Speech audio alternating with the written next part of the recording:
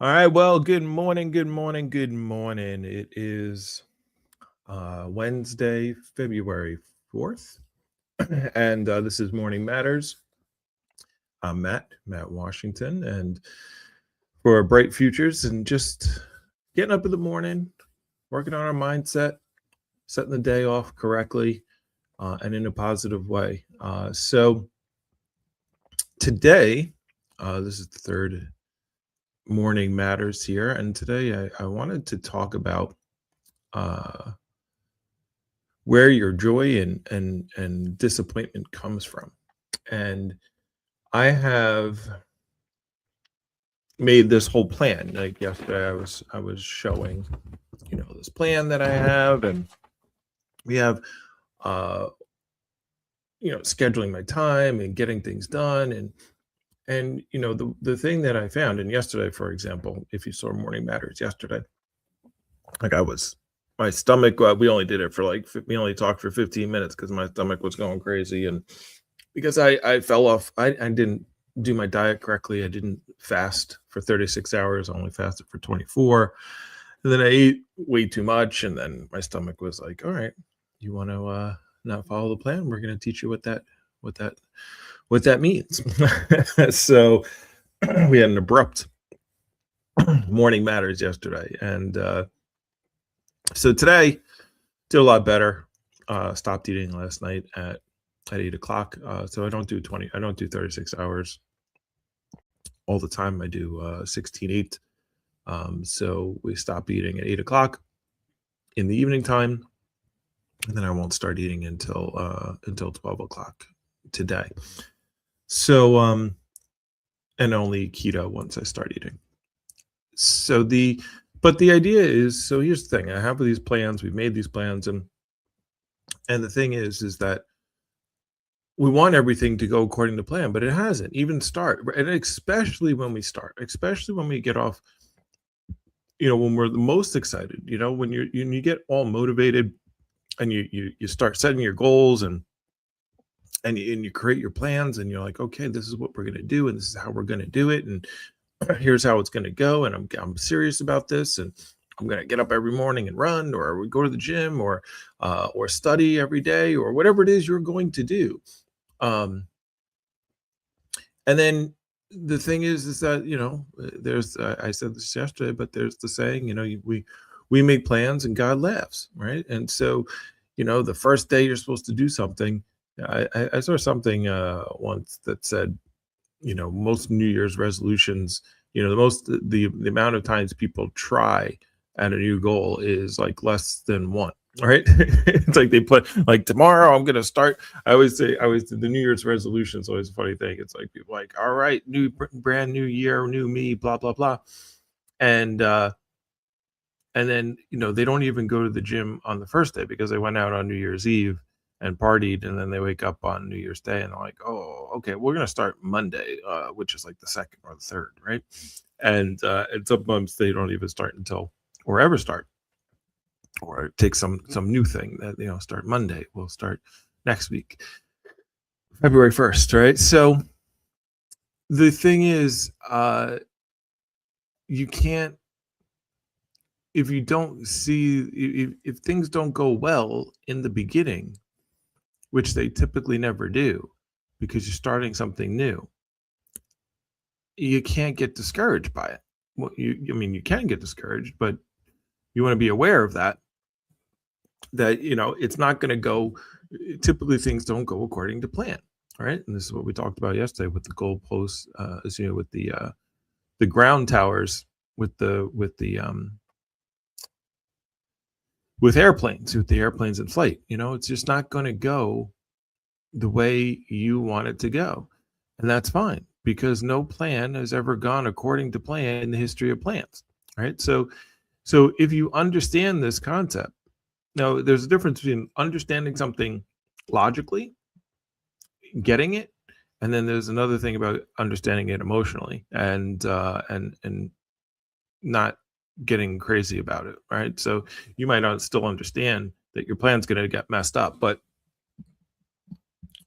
you still might get upset, right? So So that was really what I want to talk about today, because I've been going through that emotion. Like, it's like, man, I said this. I said March 1st, this is what we're gonna do, and we're gonna follow it, and we're gonna be to the T, and I'm gonna put myself on lockdown. I'm gonna hit everything, and it just hasn't been.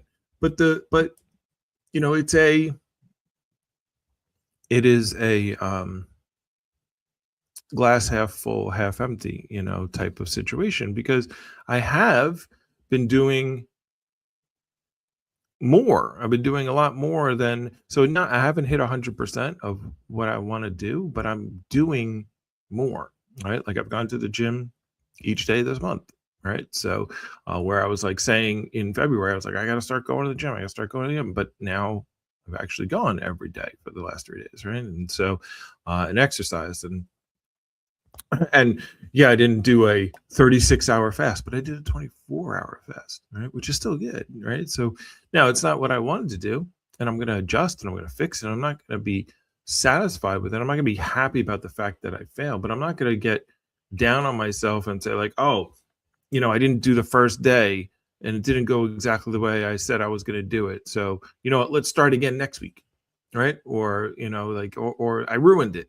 Some people will do that. They'll set a goal and they'll set like the goals, and then they'll make their plan. And then if they don't do, like, if one thing goes wrong, one thing they miss a day, or they do this, then instead of just accepting that and saying, I can't change it now at this point, I've already missed the day, instead of taking that as motivation and saying, all right, let's get on the horse. Let's not deviate, hit the goal. I missed the goalpost. They'll say something like, well, I messed up. I said I was going to go to the gym 30 days this month, and I've only gone, 29 already, and it's the third of the month. So I can't hit the goal.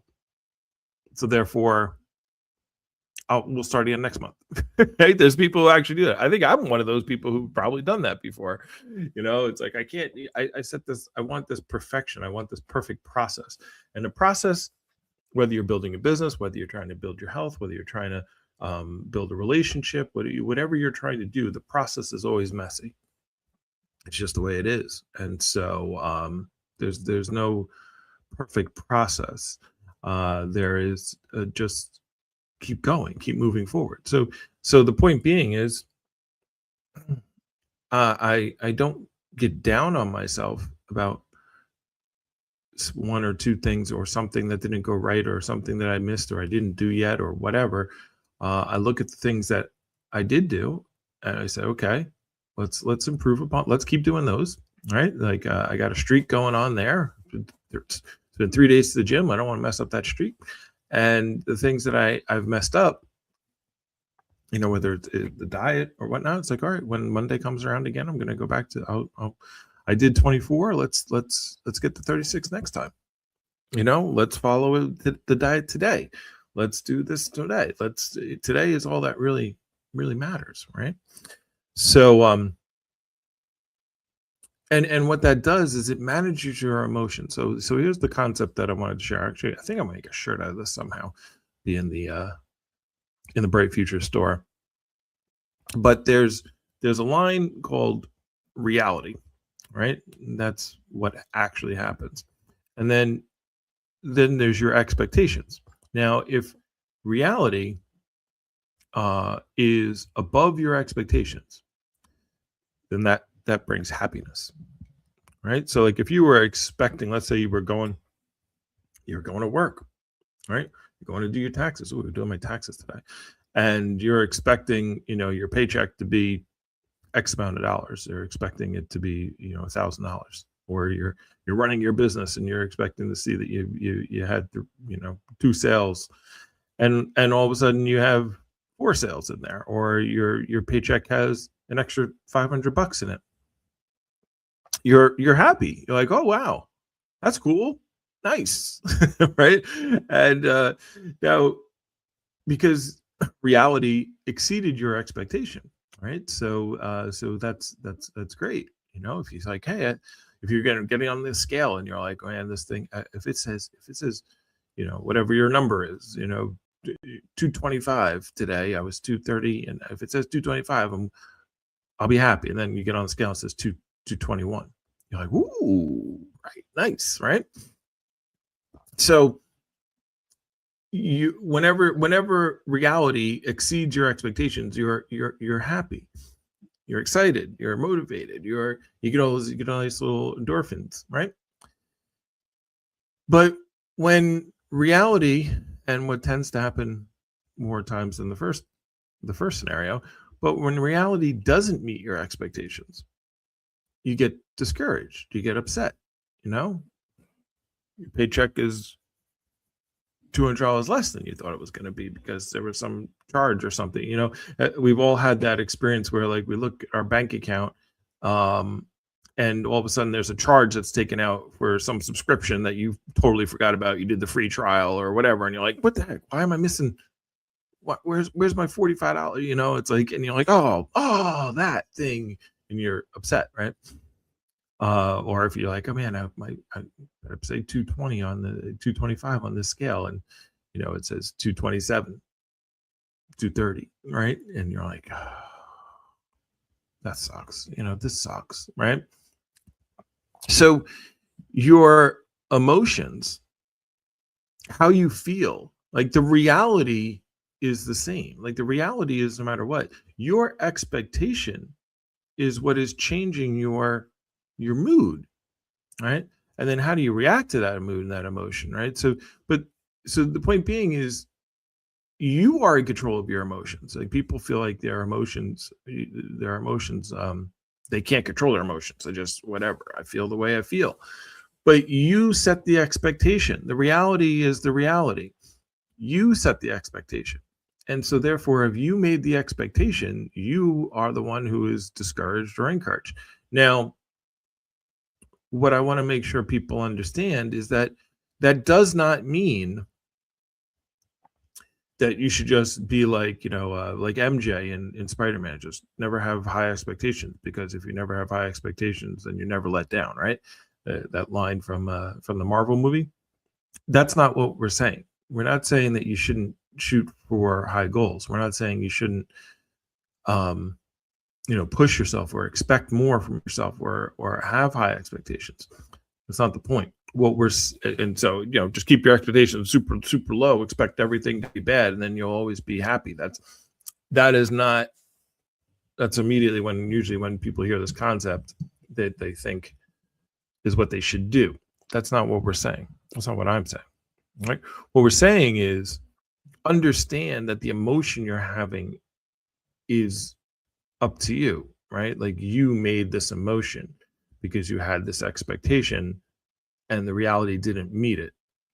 So you can therefore just stop being disappointed, right? Because in the reality of things, in the moment, you might have that expectation the second before you get on the scale, or the moment before you got your check, or the moment before you scored the goal or got your test score back, right? That you thought was going to be, you thought you did really good, and then you didn't do as well. The moment before, that was your expectation. When reality hit and you get the feeling, just at that point, your expectation doesn't matter anymore, because there's reality, right? So now you can just say, all right, it is what it is, and where do I go from here? Even if you're happy about it, you could say, I mean, if you're going to be happy about your goal, like, yeah, hey, look, extend the happiness, so be like, hey, I hit my goal and I did better, or the reality of what happened was better. But then you can analyze that. You can say, well, was the reality better because I was lucky, or was it because of just circumstance, or was it because of something that I did? And then how can I repeat that? But on the same note, if reality is lower than what you expected, you can step back from the emotion and feel the emotion. There's nothing wrong with having emotion. But use that emotion in the right way and say, okay, this sucks. I'm really upset about this. Paycheck, weight, grade, whatever, losing the game, whatever, I dribble the ball off my foot, whatever the outcome, whatever the reality is, and say, I'm really upset about that. I don't want to have that again. I don't want to have that this feeling again. What do I have to do now to make my reality a little bit better the next time, right? And not have the emotion be crippling to the point where you're like, oh, I lost the game. When you think of athletes and how fast they have to forget things, because they miss a big kick or miss the shot or miss the whatever. Like they just gotta, in every football game, every football player has been hit. I think I actually, this is funny because I watched there's a YouTube channel where all he does is, he takes these great players, like people are like, this is the greatest player ever. And then they show them, he finds clips of them messing up, where they're either getting hit really hard or getting beat by someone else. And so any great player understands that they're going to throw, Tom Brady threw interceptions. I don't know if you don't like Tom Brady or if you know anything about football, right? Ray Lewis got hit and put on his butt. Like every single, you watch any of these things, the NBA, NFL, anyway, they're like, what was your welcome to the NFL, welcome to the NBA moment, right? And that just means like someone. I was watching Gilbert Arenas, who's like, I don't know if Gilbert's a Hall of Famer, but he was talking about, he was watching the first time he played Vince Carter, and he's like, he watched Vince do some kind of move. And he was just like, I will never be able to do that. I'm not that athletic. Maybe I don't belong here, right? And Gilbert Arenas has scored 50 points. He's in NBA games. Like he was a very good, very very good player. I don't know if I don't think he's Hall of Famer, but he was an extremely good player. and he's doubting himself, because his expectation is I could beat anyone, right? He was even talking about that in the little clip I watched. He's like, I'm, Vince Carter, blah, blah, blah. It's got to be camera angles. He's got to be trash. And then they saw him do this ridiculous move. And he's like, I just will never be able to do that. And immediately his confidence was shook, like while sitting there. And just imagine how much practice he's done, how good Gilbert Arenas is up to that point, and then just in that moment, his emotions took over, because the reality is you're not the best, you're not the most athletic, right? My dad used to always tell me, when you're driving, he's like, there's always someone going slower, and there's always someone going, no matter how fast you're going, there's always someone going faster, and no matter how slow you're going, there's always someone going slower, right? And so there's always going to be that someone who's better, right? You're going to run into that moment, and maybe not overall better, but in that moment better or worse. And so do you take that emotion and then quit, give up, or do you say, all right, well, that guy is more athletic than me, or that this person, so how can I beat them? What can I do? How do I beat them? I'm not going to beat them. I can't jump higher. So I got to do something else. I got to fake better. I got to, study more film. I got to do whatever. Right. And so same thing with business, same thing, with anything. Weight loss, you go to the gym, there's somebody that's always lifting more. Somebody that's stronger at a certain exercise. So the point being is, your expectations are made by you. Henceforth, your emotions are controlled by you. And do you use those emotions, the disappointment and the joy, in a positive or negative way? Do you let those emotions, by the way, the joy can also hurt you as well. You can be so happy and be like, I don't got to do nothing else. By the way, this now that I said that, I've thought about this. This happens with salespeople. It's like they have a good sales week, and they're like, my check is bigger, or good week, good month, good year, whatever, and instead of, because they expected to do something, and because they exceeded that, and they got a bigger paycheck or made more money that year, that the joy of that, they're like, man, I've arrived. I'm good. I don't need to make as many calls or put in the same amount of effort this week, this month, coming up, this year coming up, because I did even better than I expected last year, and that causes a lot of hurt, right? Moving forward. Maybe we'll talk about it tomorrow. We'll talk about being lucky. Yeah, I think I'll do that tomorrow. And then, all right. So we're coming up on 6 o'clock. So hey, today I just wanted to share that thought.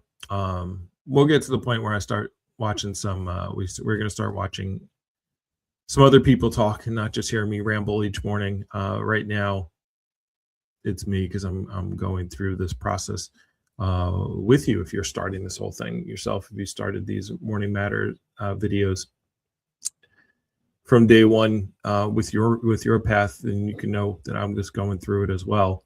But we'll start watching some other stuff. But tomorrow I got some more concepts I'll go over. But yeah, this is Morning Matters. Hopefully we work together, make a bright future for everyone. That's why I like the morning. It's still cold out. It's only March, so we don't have the birds. Normally I have my bird compatriots out the window, but it's still too early for the birds to come out. But yeah, I wish all of you a bright future. Hopefully you got something out of this this morning, and a little nugget of information and truth that you can assimilate and use and help with your growth. So until tomorrow, the mornings matter. I'll see you then.